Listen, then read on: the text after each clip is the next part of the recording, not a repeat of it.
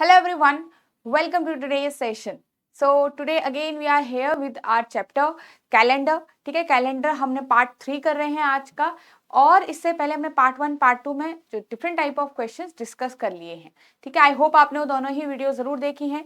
उससे पहले आपने बेसिक वीडियो जो इसी प्लेलिस्ट के अंदर, इसी चैनल के अंदर आपको मिल जाएगी कैलेंडर चैप्टर की, उससे भी गो थ्रू कर लिया होगा. राइट. सो आज हम स्टार्ट करेंगे पार्ट 3, जिसमें हम कुछ और टाइप ऑफ क्वेश्चन डिस्कस करने वाले हैं, और साथ में आप भी प्रैक्टिस करिए. ठीक है, तो सेशन को स्टार्ट करने से पहले डिस्कस कर लेते हैं about this comprehensive guide book. तो ये कॉम्प्रिहेंसिव गाइड बुक आपकी इंफॉर्मेटिव बुक है, जो आपके एग्जाम के से रिलेटेड आपके एक इंफॉर्मेशंस, जो बंडल ऑफ इंफॉर्मेशंस है वो पूरी कैरी करती है. आपके एग्जाम में कितने क्वेश्चन है, क्या पैटर्न है, क्या नेगेटिव मार्किंग है, इस टाइप के कुछ क्वेश्चंस. आपको सिलेबस जानना हो, डिटेल सिलेबस जानना हो, आपको पैटर्न जानना हो, जो आपके प्रीवियस ईयर क्वेश्चंस का, वो सारी चीजें आपको यहाँ पे मिल जाएंगी. आपको क्या स्ट्रैटेजी रखनी चाहिए if you are a beginner, किस तरीके से आपको अप्रोच करना चाहिए इस एग्जाम को. सो इस टाइप की कुछ बातें भी आपको इसमें आराम से मिल जाएंगी. राइट. प्रीवियस ईयर ट्रेंड हो गया किसी भी एक सेक्शन का, उसमें वो आप इसमें देख सकते हैं. तो ये इस तरीके से आपके लिए यूजफुल ही रहेगी ये बुक. और सबसे अच्छी बात, आप इसको डाउनलोड कर सकते हैं. वीडियो के नीचे दिए गए लिंक पे आप क्लिक करिए, वहां से विदाउट एनी कॉस्ट इसको डाउनलोड कर लो. ठीक है, सो चलिए स्टार्ट करते हैं with our first question of this session. अब हमारे पास जो क्वेश्चन है, देखिए, इन 1995 रिपब्लिक डे इंडिया, मतलब इंडिया का रिपब्लिक डे जो है हमारे यहाँ, तो उसमें was celebrated on Friday. Then what will be the Independence Day in the same year? मतलब अगर जनवरी, मतलब हमारे पास रिपब्लिक डे आपको पता है क्या है, 26 जनवरी 1995 की बात हो रही है यहाँ पर. ठीक है, 26 जनवरी 1995 के दिन अगर हमारा फ्राइडे था, तो कह रहे हैं सिंपली कि independence day in the same year का मतलब है 1995 आपको 15th ऑफ अगस्त का बताना है. ठीक है, सेम. अब आपको पता है कि ईयर क्या है, यहाँ पे ईयर क्या है, सेम है. तो हमने क्या कहा था, जो चीज सेम होती है वहां पे कैलकुलेट नहीं कर रहे हैं. जो डिफरेंट है हमारे लिए डेटा, हम वहां पे कैलकुलेट करेंगे. तो आपको कुछ नहीं करना, आपको और डेज कैलकुलेट करने हैं बिटवीन 26 जनवरी टू आपको कहां तक कैलकुलेट करना है, 15th ऑफ अगस्त तक. अब मैंने आपको बताया था कि जो भी आपको ये गिवन डे होगा, मतलब इस तरीके से गिवन होंगे, इसके आपको रिमेनिंग जो छोटा वाला मंथ होगा, रिमेनिंग डेज आपको इसके निकालने होते हैं. ठीक है, और ये आपको इसके बड़ा वाला मंथ जो होगा, जो बाद में आता है, गिवन डेज आपको उसके रखने होंगे. और बाकी जो इनके बीच में जो भी मंथ आएगा उनका क्या करोगे, उनके और डेज कैलकुलेट करके डायरेक्ट लिखेंगे आप. ठीक है, नाउ लेट्स स्टार्ट. इसके रिमेनिंग डेज आपके 5 हो गए, 31 का मंथ होता है, 5 रिमेनिंग डेज प्लस. नाउ फरवरी के और डेज काउंट करो. देखो, हम यहाँ पे और डेज कैलकुलेट करने के लिए सारी चीजें कर रहे हैं, तो टोटल डेज लिखने के लिए जरूरत नहीं है यहाँ पे मंथ्स का. यहाँ पे डायरेक्ट और डेज लिखोगे तो भी यहाँ पे इजी रहेगा काम आपका. अब आपके फरवरी में 0 और डेज होंगे, क्यों, क्योंकि यहाँ पे 28 की फरवरी होगी. देन मार्च में आपके 3 और डे निकल के आते हैं. 3 कहाँ से आया, ये और डेज ऑलरेडी हमने कैलकुलेट करके रखा हुआ. एक चार्ट हम बनाते हैं जिसमें हमने मार्च का रखा हुआ है 3 और डेज. कैसे निकला आपको पता होगा, जब हमने कैलकुलेशन करी थी डेज में और डेज कैसे निकालते हो, मतलब 31 डेज हो गए टोटल, डिवाइड करो 7 से, रिमाइंडर कितना आएगा, रिमाइंडर 3 तो आएगा. इसका मतलब जो भी मंथ 31 का होगा, 3 रिमाइंडर आके 3 और डेज बनाएगा. ठीक है, आई होप आपको क्लियर होगा ये चीज. मार्च अप्रैल के 2 और डेज, इसी तरीके से मई के 3 और डेज, जून 2, जुलाई 3 और अगस्त के गिवन डेज 15. यहां पे से कैलकुलेट अगर करोगे आप, तो 5 + 3 8 2 10 15 18, और 18 प्लस आपके पास कितना हो गया, 10 28, और ये हो जाएगा 33 डेज. अभी ये सिर्फ डेज में है क्योंकि अभी भी डिविजिबल है 7 से, हो सकता है.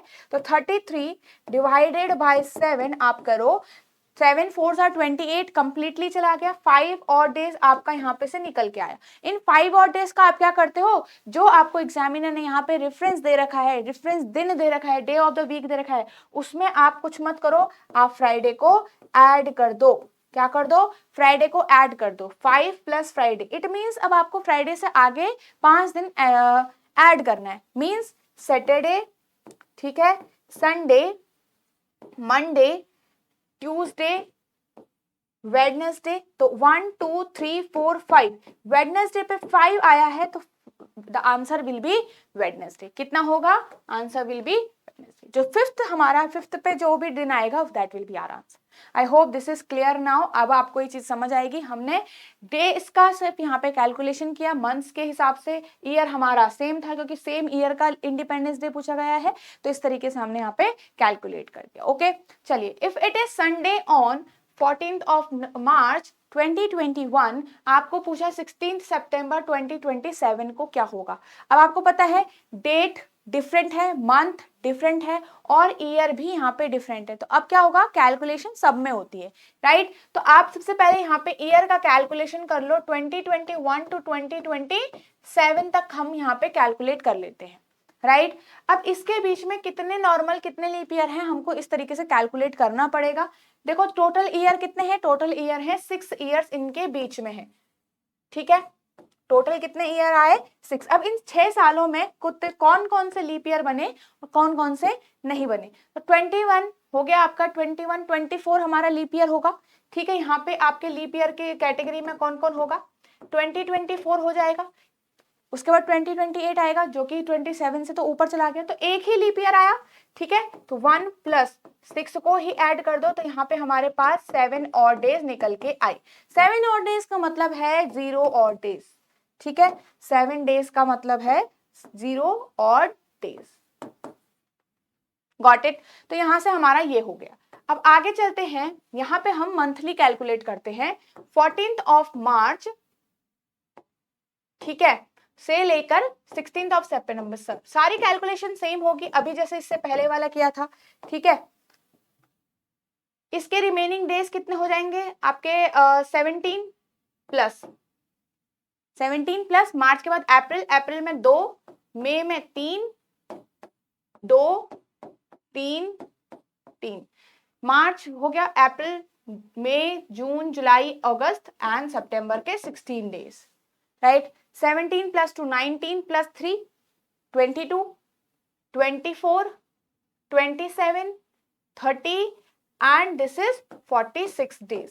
तो 46 days we can divide it from 7, अभी भी कर सकते हैं। तो डिवाइड करोगे आप 7 से, तो 7 6 42 चला जाएगा और आपके पास 4 रिमाइंडर बचेगा। यही 4 हमारा क्या है, ऑड डेज है, राइट। यहां से 0 ऑड डेज निकल गए, यहाँ पे सिर्फ 4 ऑड डेज निकल गया है। तो टोटल हमारे पास कितने हो गए, 0 + 4, हमारे पास टोटल सिर्फ 4 ही ऑड डेज बचे। तो जो रेफरेंस गिवन है भाई उसमें आप ऐड कर दो, +4 कितना हो गया, Monday, Tuesday, Wednesday and Thursday. तो आंसर में क्या आ रहा है, थर्सडे 4th नंबर पे आके आ रहा है, थर्सडे आ रहा है। So answer will B Thursday. I hope this is clear also, ठीक है। चलिए, मुझे ऐसा लग रहा है कि अब आपको क्लियर होगा। हम इस टाइप के क्वेश्चन हमने एक पहले भी किया था और अभी यहाँ पे दोनों ही क्वेश्चन में आपको फर्क समझ आया होगा, ठीक है।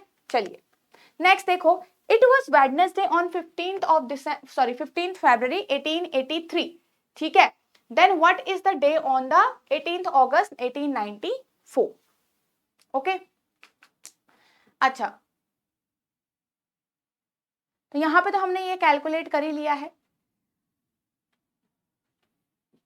तो हमारे पास क्या है, 15 फरवरी, 18 अगस्त, मंथ सेम डिफरेंट है, डेट भी डिफरेंट है, यहाँ पे ईयर भी डिफरेंट है अभी के लिए, ठीक है। तो अब आपको क्या करना पड़ेगा, 1883 से कैलकुलेट करो 1894 का, ठीक है। इधर की साइड हम कैलकुलेट कर लेंगे 15th of February से लेकर 18th of August तक का, ये हम कैलकुलेट कर लेते हैं, राइट। अभी चलो, आपके पास इनके बीच में कितने ईयर है, टोटल 11 ईयर्स आ रहा है, राइट। टोटल 11 ईयर आ रहा है। 11 ईयर्स के अंदर कितने लीप ईयर होंगे, कैलकुलेट करो मैनुअली भी, ठीक है। 1884 आएगा आपका एक लीप ईयर, ठीक है। एक 1884, 84 के बाद 88, 88 के बाद 92 और 96 चला जाएगा। तो ये हमारे 3 लीप ईयर आ गए। 3 प्लस जितने गिवन ईयर है उतने ही ऐड कर दो, आपके पास कितना आ गया, 14 डेज। 14 डेज का मतलब है सिंपल 0 और डेज, क्यों, क्योंकि पूरा डिविजिबल है, 0 रिमाइंडर बचेगा, 0 और डेज आएगा, ठीक है। अब आगे देखिए, आप यहाँ पे से आपके पास अब मंथली कैलकुलेशन कैसे होगा, सिंपल है, गिवन रिमेनिंग डेज, तो आपके फरवरी कितने की होगी ये ध्यान रखना, 1883 not a leap year, 28 days की फरवरी होगी। तो 28 माइनस 15 कितना होगा आपके पास, ये हो गया 1 और 3 प्लस मार्च 3, अप्रैल 2, मई 3, 2, 3 और यहाँ पे 18 दिन किसके, अगस्त के। तो ये हो गया फरवरी, मार्च, अप्रैल, मई, जून, जुलाई, अगस्त। ठीक है, तो यहाँ पे 13 प्लस 3 कितना हो गया 16 प्लस 2 18 प्लस 3 यहाँ तक आपका पूरा कितना हो गया 21। तो डिवाइड होने के बाद वैसे ही वापस वो 0 हो जाएगा, तो इसको हम काट भी सकते हैं, हटा भी सकते हैं कैलकुलेशन से। ये हो गया 5 और 18 प्लस 5 कितना हो जाएगा आपका यहाँ पे 23। तो आप अगर डिवाइड करोगे 23 को 7 से तो आपके पास 2 और डेज आएगा ना, राइट। वहां से 0 और डेज, यहां से 2 और डेज, 0 प्लस 2 कितना आएगा 2। ठीक है, लास्ट में कैलकुलेशन में 2 और डेज निकल के आया, तो आपने कुछ नहीं करना, आपने बस वेडनेसडे में 2 ऐड कर देना। वेडनेसडे में 2 ऐड करने के बाद जो दिन आएगा वो कौन सा होगा, थर्सडे और फ्राइडे। तो आंसर विल बी फ्राइडे। ठीक है, चलिए नेक्स्ट देखते हैं हम यहाँ पे से, if it is Monday on, ठीक है, क्या है हमारे पास, Monday on 10th of August 1999। अब हम सेम क्वेश्चन काफी टाइम कर चुके हैं, आई होप आप भी रिपीट कर पा रहे होंगे, अपने माइंड में भी रिवीजन हो रहा है ये। ठीक है, find the day of the week on 10th of August 1969। अब की बार देखो यहाँ तक हमारे सब चीजें डिफरेंट हो रही, यहाँ पे आपके पास मंथ और डेट सेम है, मंथ डेट सेम है, सिर्फ ईयर की यहाँ पे डिफरेंस आ रही है, ईयर की क्या है चीज अलग आ रही है, ईयर थोड़ा डिफरेंट है। तो यहाँ पे 1999 बोला है, पूछा किसका गया 1969, पीछे के ईयर का पूछा गया है, राइट, पीछे के ईयर का आपको पूछा गया। तो अब आप क्या करोगे, आपको कुछ नहीं करना, आपको कैलकुलेशन करना है जैसे आप अभी तक करते हो। तो पर आप ध्यान रखो, आपको कैलकुलेशन कहाँ से करनी है, जो छोटा वाला ईयर गिवन होगा, क्या है, जो छोटा वाला ईयर आपको गिवन होगा उसकी कैलकुलेशन करनी है। ओके, चलो आपको अब यहाँ पे से 1969 से लेकर 1999, 10th of August सेम, इनके बीच में पूरा 30 ईयर्स आ रहा होगा, 30 ईयर्स ही बात आ रही है। 30 ईयर्स के अंदर कौन कौन से ईयर लीप ईयर निकले, तो लीप ईयर में आपका आ गया 69 के बाद आई थिंक 1972। ठीक है, यहाँ पे देख लो, एक हो गया 72, 76, उसके बाद 76 के बाद 80, 1980, फिर 84, फिर 88, ओके, फिर 92, फिर 96 और फिर आपका जो वो हो जाएगा 96 के बाद डायरेक्ट आगे, इसके बाद हमारे इस बीच में कोई लीप ईयर नहीं मिलेगा। तो लीप ईयर कितने हो गए 1 2 3 1 2 3 4, तो कितने हो गए 7 लीप ईयर हो गए हमारे पास। 7 लीप ईयर प्लस गिवन जो आपके पास ईयर गिवन है उसको ऐड कर दो डायरेक्टली, वी हैव 37 डेज। ये अब डेज में कैलकुलेट हो गया, कैसे डेज में कैलकुलेट हो गया, क्यों, क्योंकि हमारे पास एक ट्रिक है जो ईयर्स को डायरेक्टली डेज में कैलकुलेट कर देती है। ठीक है, कि हमने क्या किया, लीप ईयर कैलकुलेट कर लिए, लीप ईयर और साथ में जितने भी ईयर गिवन है उतने उसमें ऐड कर दो, डायरेक्टली डेज में होता है। ठीक है, इसका मैंने कहा आपको एक जो हमारा बेसिकली मेथड होता है वो सिंपल ही होता है कि अगर 30 ईयर्स में, मैं फिर से आपको याद दिला देती हूँ, हमने सॉल्व किया हुआ है वैसे, 30 ईयर्स में अगर मुझे और डेज निकालने हैं तो मैं कैसे निकालूंगी। ठीक है, मैं आपको फिर से एक बार रिवीजन करा रही हूँ। तो आपके पास क्या होता है, we have 7 leap years and जो बचे होंगे 7 के अलावा जितने भी बचे होंगे वो सारे नॉर्मल ईयर होंगे ना, इसका मतलब तो 23 नॉर्मल ईयर हो गए। ठीक है, अब आपको क्या करना है, आपको पता है कि एक लीप ईयर के अंदर 2 और डेज मिलते हैं। ठीक है, ये हमारा बेसिक है। तो 7 लीप ईयर के अंदर कितने मिलेंगे 7 × 2। ऐसे ही एक नॉर्मल ईयर के अंदर सिर्फ एक और डेज मिलता है, तो 23 के अंदर कितने मिलेंगे 23 × 1। अब कैलकुलेट जब आप करोगे तो it will be 14 + 23 and again it will be 37। वापस से फिर भी 37 आया, फिर भी 37 आया। तो ये लॉन्ग मेथड अपनाने से अच्छा हम क्या करते हैं, डायरेक्टली इसको अपनाते। ठीक है, आई होप ये चीज अब क्लियर होगी। ठीक है, चलिए, तो 37 डेज को हम करेंगे 37 divided by 7, it will be 35 आ जाता है, 7 5 × 35, तो 2 और डेज यहां से मिला, 2 और डेज मिला। अब 2 और डेज का हम क्या करते हैं बताओ, आपके पास मंडे है,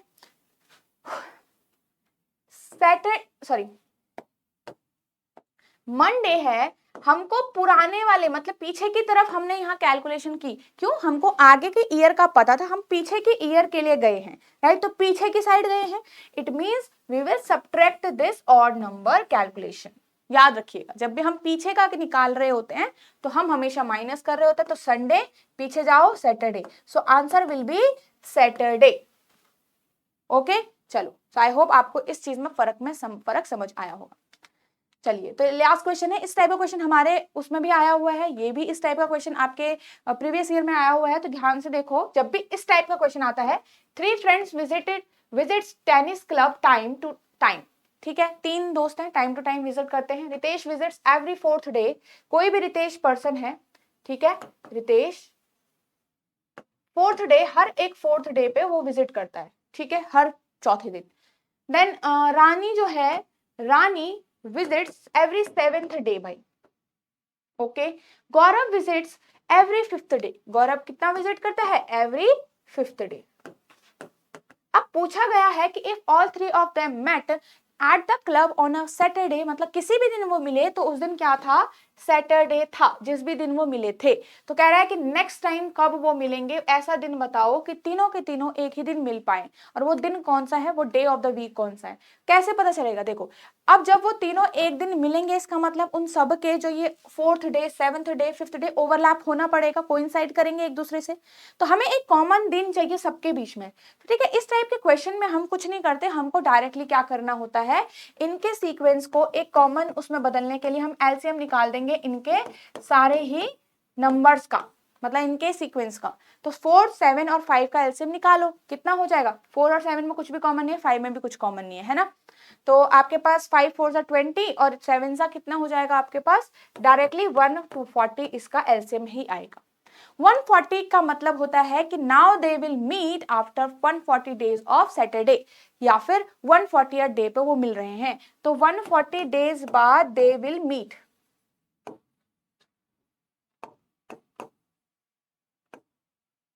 बस इसका मीनिंग ये है। अब भाई हमको ये तो पता चल गया कि आज के दिन सैटरडे मान लो वो मिल गए, आज के दिन मान लो वो मिले और सैटरडे था, तो 140 डेज के बाद वो मिल रहे हैं, और वो दिन कौन सा होगा।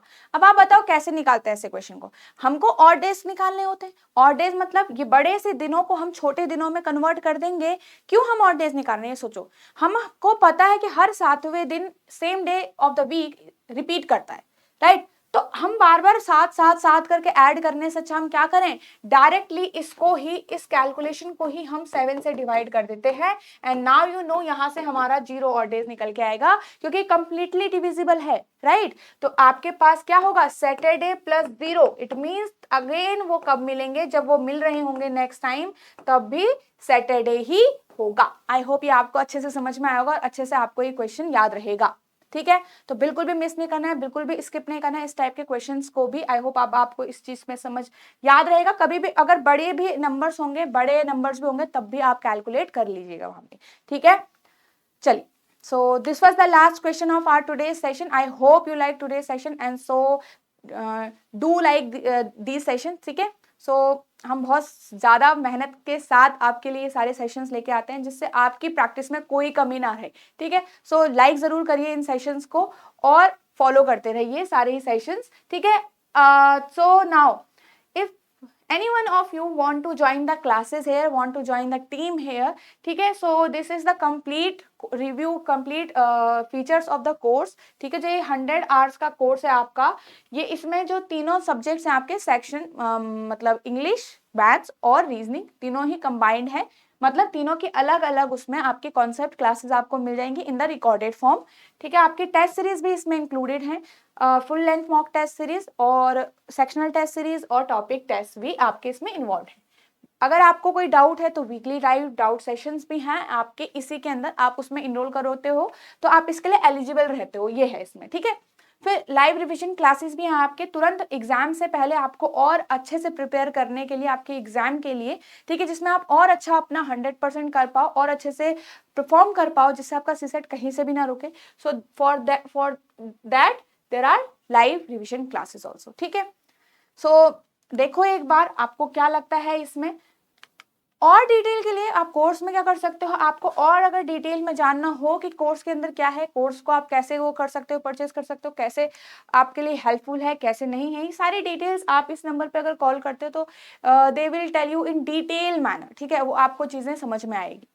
And for the PDF of these sessions follow the Telegram group, जहां पे आपके सारे ही सेशन, इन सारे सेशन की पीडीएफ्स अवेलेबल होती है, तो वहां से आप डाउनलोड कर सकते हो उन पीडीएफ्स को।